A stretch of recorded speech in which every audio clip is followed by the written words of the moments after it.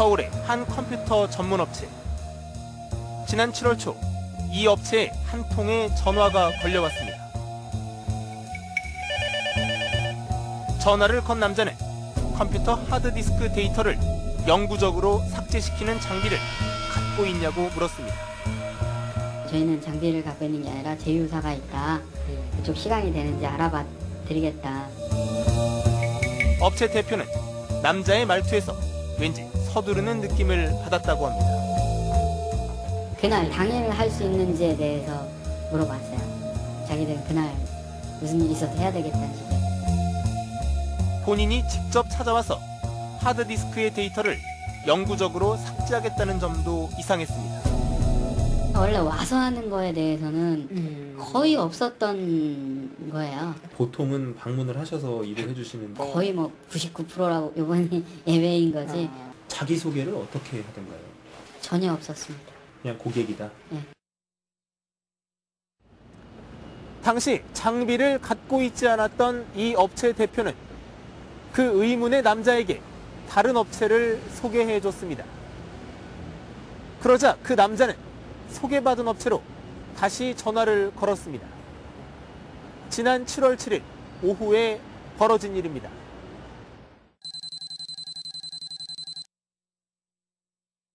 (7월 7일은) 국무총리실에 민간인 불법 사찰 피해자 김종익 씨가 검찰에 출석한 날입니다.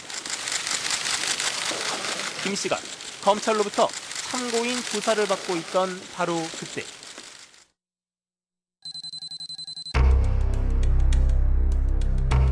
그 의문의 남자는 경기도 수원에 있는 한 컴퓨터 업체를 찾았습니다. 그 사람은 민간인 불법 사찰과 관련된 국무총리실 기획총괄과 장모 주무관이었습니다. 손에는 하드디스크 4개를 들고 있었습니다. 생김새가 어떤 직업군인 같은 그런 느낌이 들었습니다. 그래서 어떤 군대 보안 쪽에 관련되시는 분이 그 정보 삭제를 위해서 오셨고, 그다음에 고객 회사명도 물어봤더니 이제 대답 안 하시더라고요. 그렇게 생각했습니다. 거를 모르셨던. 전혀 뭐 그거는 생각을 못했습니다. 업체 사장은 장 주무관이 가져온 하드디스크의 데이터를 디가우저라는 장비로 모두 영구 삭제해줬습니다. 몇 기가짜리인지는 기억이 안 나고요. 예. 그러니까 일반적인 3.5인치 하드디스크였습니다. PC에 사용하는. 비용을 받으시고. 예, 비용은 받았습니다. 얼마나? 4개 해서 6만 원 받았습니다. 예, 하드디스크를 장착을 하고 문을 닫고 스타트 스위치를 누릅니다. 데이터를 모두 영구 삭제하는 데 걸린 시간은 디스크 한 개당 불과 13초. 지금 하드디스크는 그 강력한 그 자석 사이를 통과해서 약 13초 만에 그 정보가 완전히 삭제가 되겠습니다. 지금 이 상태는 이제 삭제가 끝난 그런 상태가 되겠습니다. 네. 데이터가 삭제된 하드디스크를 컴퓨터에 연결해봤습니다. 정보가 완전히 삭제가 되고 기준되는 신호를 못 찾았기 때문에 이런 소리가 납니다. 그래서 디가우저로 삭제한 그 하드디스크의 정보는 영원히 그 복구가 불가능합니다. 이렇게 하드디스크에 있던 데이터를 완전히 삭제한 장 주무관은 총리실로 돌아가 이 디스크들을 다시 컴퓨터에 연결했습니다.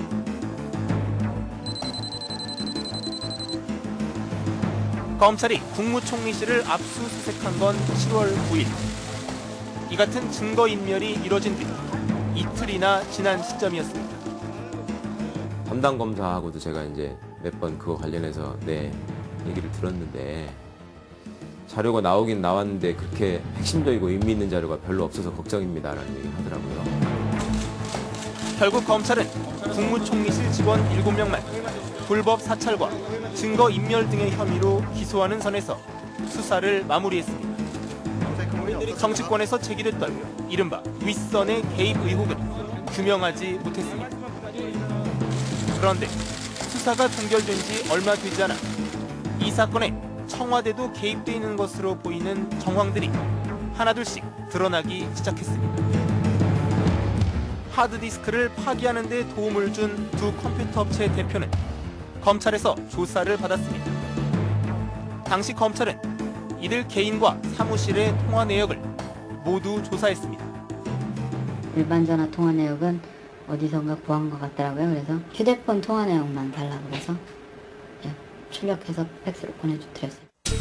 그런데 이 과정에서 이상한 전화번호들이 발견됐습니다. 이른바 대포폰이 5대나 있었던 것입니다.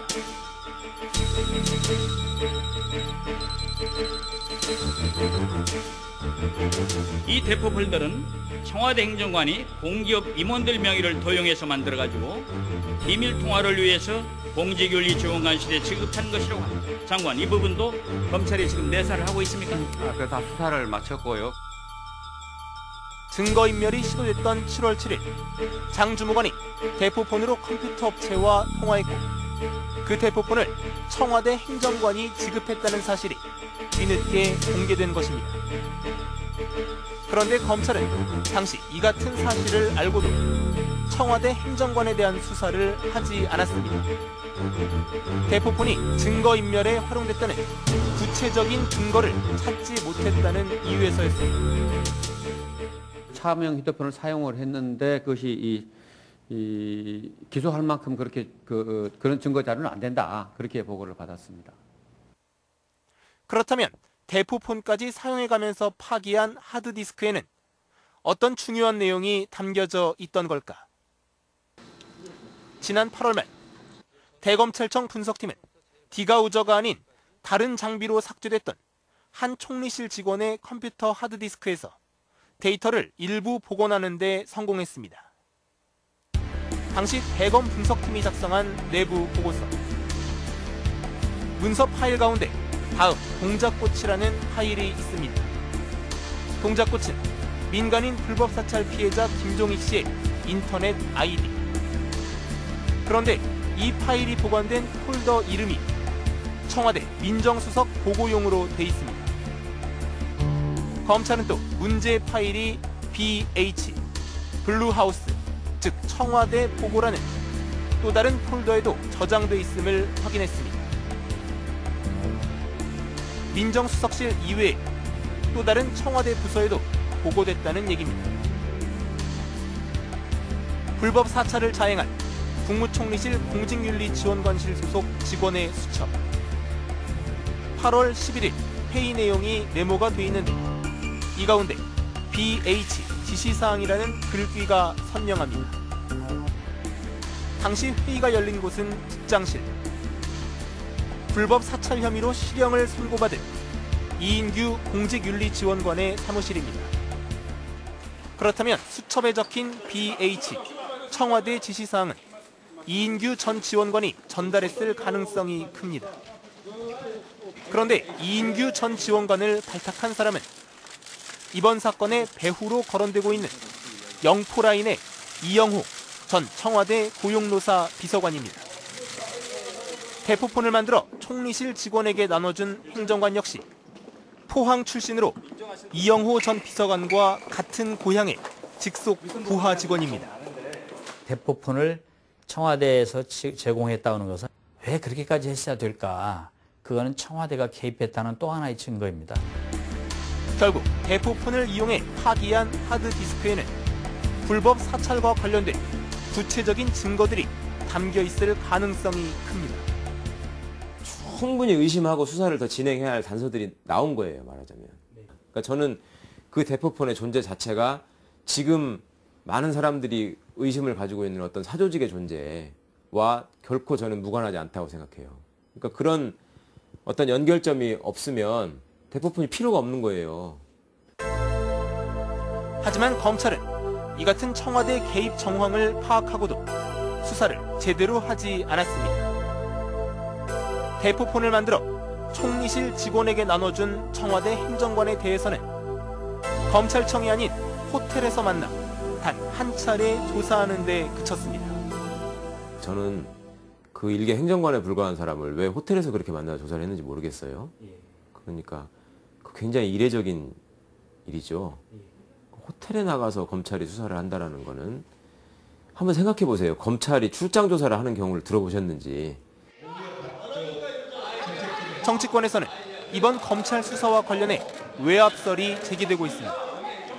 저를 수사했던 그 검사 그분으로부터 이제 받은 인상은 그 이분이 굉장히 이 민간인 사찰에 관한 진실 규명에 아주 그 열의를 가지고 있구나. 서울중앙지검의 검사장이 민정수석하고 상의해서 이런 대포폰의 존재를 덮었다고 합니다. 그 수사검사들한테도 입단속을 시키고 이 사건 자체를 내사 중인 걸로 돌려놓고 사실은 은폐했다고 합니다. 이 같은 주장에 대해 청와대와 검찰은 강력히 부인하고 있습니다. 하지만 여당 내부에서도 정확한 사실 규명을 위해 재수사를 해야 한다는 목소리가 커지고 있습니다.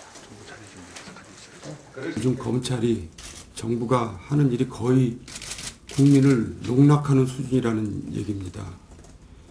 검찰이 이 사건을 두고 적당히 넘어가려고 하는 것은 옳지 않다는 생각입니다. 이것은 재수사를 해야 됩니다. 집권당 내부에서도 설득이 안 되는 상황이라고 볼 수 있겠죠. 그러니까 집권당 내에 또 피해자가 또 있기도 하고요. 그러니까 그런 상황에서 뭐 야당은 물론이고 국민들에게 이제 더 이상 나올 것이 없다, 이게 끝이다라고 하는 부분들은 일단 기본적으로 좀 그렇게 설득력 있는 메시지로 전달되지는 않을 것 같고요. 며칠 전에는 현 정권 초기 또 다른 청와대 행정관이 당시 국정원장부터 심지어 연예인까지 광범위하게 불법 사찰했다는 주장이 새로 제기됐습니다. 의혹은 갈수록 커지고 있는데 청와대와 검찰은 여전히 침묵하고 있습니다.